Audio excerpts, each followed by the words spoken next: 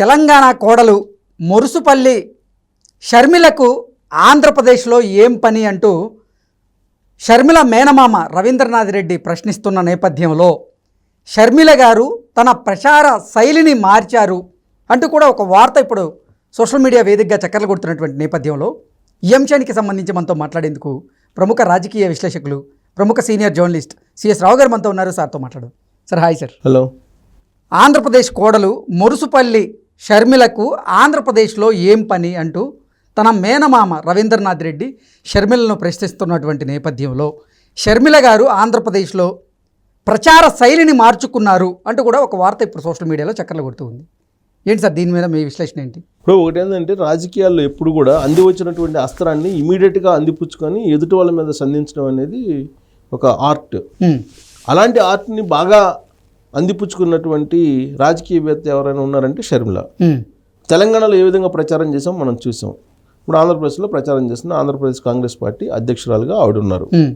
ఇప్పుడు ఆవిడ కడపలో ఎంపీగా పోటీ చేస్తున్నారు. లోక్సభ నుంచి ఆ ప్రచారాన్ని విస్తృతంగా తీసుకెళ్తున్నారు. ఇప్పటి వరకు ఆ ప్రచారం మొత్తం ఎటువైపు తిరిగింది? ఓన్లీ వివేకానంద రెడ్డి మర్డరు, గొడ్డల వ్యవహారం, జగన్మోహన్ రెడ్డి, అవినాష్ రెడ్డి, ఈ మొత్తం హత్య చుట్టూ తిరిగింది.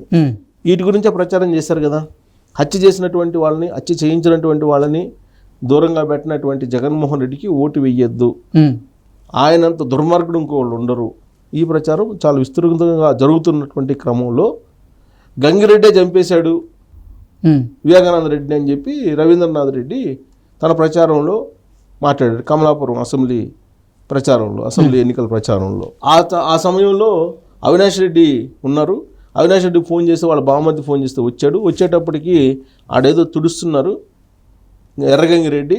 ఎర్రగంగిరెడ్డి వివేకానంద రెడ్డి చాలా సన్నిహితులు కాబట్టి వాళ్ళిద్దరూ అక్కడేదో జరుగుతుంది అని చెప్పేసి అవినాష్ రెడ్డి చూస్తూ ఉంటున్నాడు. అక్కడ రక్తం తుడుస్తున్నప్పుడు అక్కడ చూస్తూ ఉన్నాడు అవినాష్ రెడ్డి. పాపం అమాయకుడు, ఆయనకి ఏం తెలియదు అని చెప్పి రవీంద్రనాథ్ రెడ్డి చెప్పాడు. ఆ విషయం గత 2 రోజుల నుంచి రకరకాల రూపంలో సోషల్ మీడియాలో ట్రోల్స్ జరిగినాయి. ఇదంతా ట్రోల్స్ జరుగుతున్నప్పుడు ఆయన ఎర్రగంగిరెడ్డి చంపినట్టు ఒప్పుకున్నారు. అలాగే చంపినటువంటి విషయం ముందే అవినాష్ రెడ్డికి తెలుసు. ఇదే కదా సిబిఐ చెప్పింది, షర్మిల సునీత కూడా ఇదే కదా చెప్పింది అని చెప్పి ప్రజల్లోకి చాలా బలంగా వెళ్తుంది. సరిగ్గా ఇదే సమయంలో ఆ టాపిక్ని డైవర్ట్ చేయడానికి రవీంద్రనాథ్ రెడ్డి ఏం చేశాడు? అసలు తెలంగాణ కోడలకి ఆంధ్రప్రదేశ్లో ఏం పని? తెలంగాణ కోడలు కడపకు వచ్చి ఎందుకు పోటీ చేశారు? తెలంగాణ కోడలు ఇక్కడికి వచ్చి ప్రచారం ఎందుకు చేయాల్సి వచ్చిందని చెప్పి ప్రశ్నలు సంధించారు. అది ఆయన ఏమనుకున్నాడంటే, ఆయన అప్పటి వరకు చేసినటువంటి ఏదైతే ఉందో ప్రచారం అది బూమరాంగ్ అయ్యి తనకు చుట్టుకుంటుంది అనేటువంటి ఉద్దేశంతో దీన్ని డైవర్ట్ చేసేటువంటి ప్రయత్నం చేశారు. కానీ అది డైవర్ట్ కాకపోగా మళ్ళీ ఆయనకే చుట్టుకునేటువంటి పరిస్థితి ఇప్పుడు షర్మిల తీసుకొచ్చింది తాజాగా చేసినటువంటి వ్యాఖ్యలతోటి. తాజాగా ఆయన చేసినటువంటి వ్యాఖ్యలు ఏంది? తెలంగాణ కోడలకి ఇక్కడ ఏం పని అని. తెలంగాణ కోడలు అనగానే ఇమీడియట్గా తెలంగాణ అనగానే గుర్తొచ్చేది ఎవరు? కేసీఆర్. అంతే కదా. ఇక్కడ తెలంగాణలో అడుగుపెట్టినప్పుడు ఆమెని అదే అన్నారు కదా, ఆంధ్ర ఆడపడుచుకి ఇక్కడ ఏం పని? తెలంగాణ కోడలు అయితే చీర సారే పెడతాం, తీసుకెళ్ళిపో, అంతే తప్ప ఇక్కడ నువ్వు ప్రచారం చేయడానికి లేదు తెలంగాణలో అని చెప్పి అన్నారు కదా. రేవంత్ రెడ్డి అన్నాడు, అప్పుడు బీఆర్ఎస్ పార్టీ వాళ్ళు అన్నారు. అంటే ఒక ఆడపడుచు, ఆంధ్రాకు సంబంధించిన ఆడపడుచు తెలంగాణకు సంబంధించి తెలంగాణ కోడలుగా వస్తే హక్కు ఎక్కడ ఉంటుంది? భారత చట్టాల ప్రకారం ఎక్కడైతే పెళ్లి చేసుకుంటారో అక్కడే కదా హక్కు ఉండాల్సింది. కానీ ఇక్కడ హక్కు లేదు, తెలంగాణ లీడర్లేమో ఇక్కడ హక్కు లేదు, నువ్వు ఇక్కడ కాదు అని చెప్పి వాళ్ళు గందరగోళం చేసేసి లాస్ట్కి పాదయాత్ర కూడా అర్ధాంతరంగా ఆపేసేలాగే చేశారు.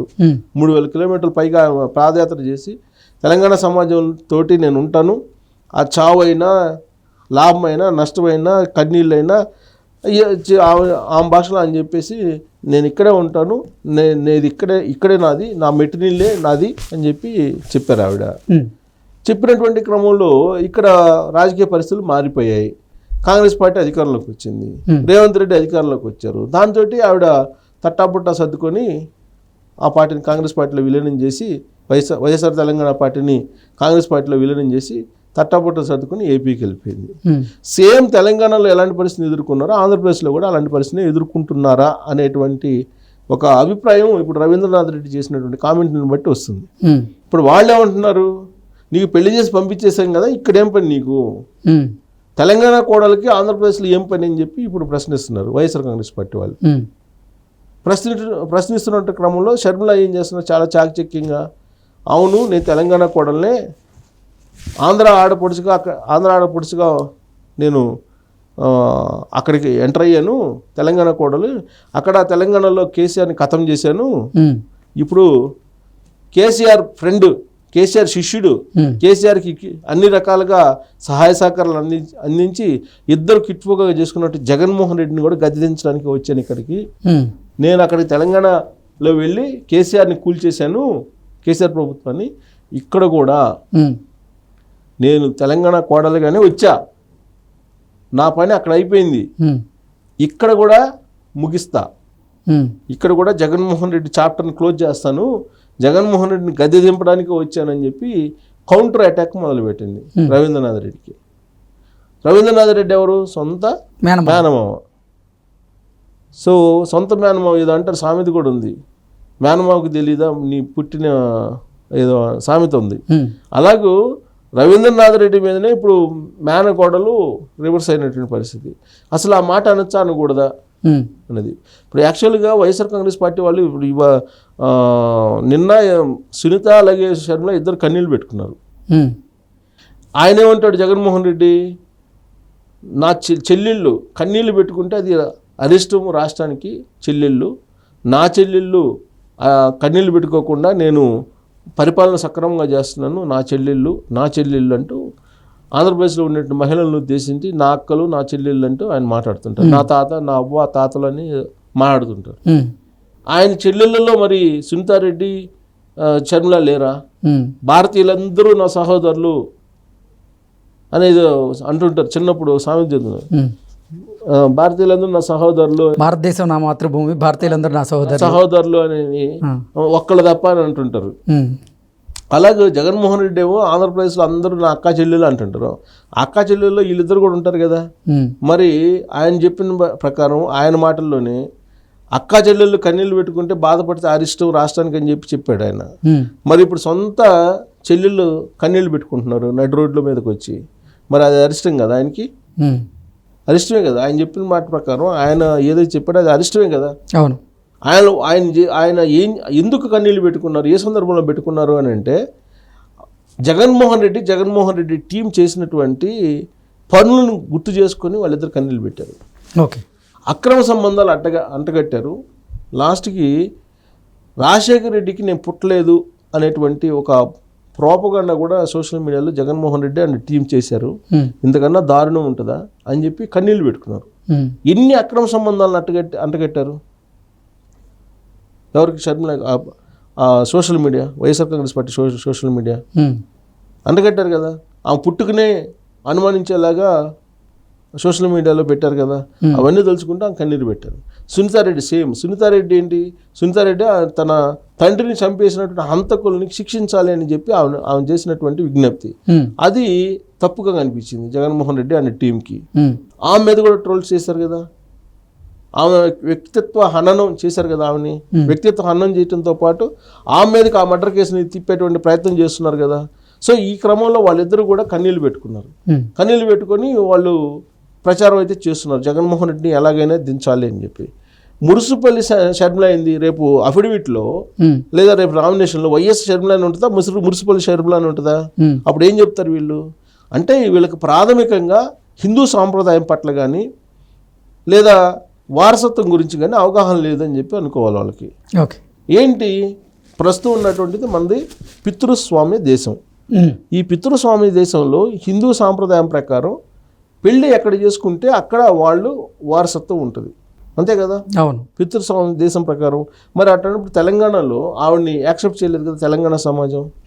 తెలంగాణ సమాజం యాక్సెప్ట్ చేసింది. తెలంగాణ సమాజంలో ఉండేటువంటి కొంతమంది లీడర్లే ఆవిడని యాక్సెప్ట్ చేయలే. సరే పోయింది, ఓకే అయిపోయిన తర్వాత ఇప్పుడు మళ్ళా ఆవిడ ఆంధ్రప్రదేశ్కి వచ్చింది. ఆంధ్రప్రదేశ్కి వచ్చినప్పుడు నీ ఆడపడుచు కాకుండా పోతారా? ఆడపడిచే కదా హిందూ సాంప్రదాయం ప్రకారం. ఆంధ్రప్రదేశ్కి ఆడపడిచే పుట్టినీళ్ళకి వచ్చినప్పుడు బాధల్లో ఉండి పుట్టినీళ్ళకి వస్తే నువ్వు ఆదరిస్తావా లేదా ఒక అన్నదమ్ముడిలాగా? సహజంగా హిందూ సాంప్రదాయం ప్రకారం ఉన్న దాంట్లోనే ఆదరిస్తారు. అవును. పుట్టినింటికి వచ్చినప్పుడు సొంత చెల్లెళ్ళు పుట్టినింటికి వచ్చినప్పుడు, ఆడపడుచు వచ్చినప్పుడు, సొంత చెల్లెళ్ళు వచ్చినప్పుడు ఆదరిస్తారు కదా, ఉన్నంతలో ఆదరించి పంపిస్తారు కదా. అలాంటి ఆదరణ లేకపోగా ఆవిడని రకరకాలుగా ర్యాగింగ్ చేసి ఇబ్బంది పెట్టి చేస్తున్నారు. ఇప్పుడు ఆయన ఏమంటాడు, సొంత మేనమామ నువ్వు తెలంగాణ కోడలు ఇక్కడేం పని అంటాడు. అంటే ఆయన ఇండియాలో ఉన్నాడా లేదా? ఇండియాలో ఎవరైనా ఎక్కడైనా రాజకీయం చేయొచ్చు కదా, చేయకూడదని ఏమైనా ఉందా?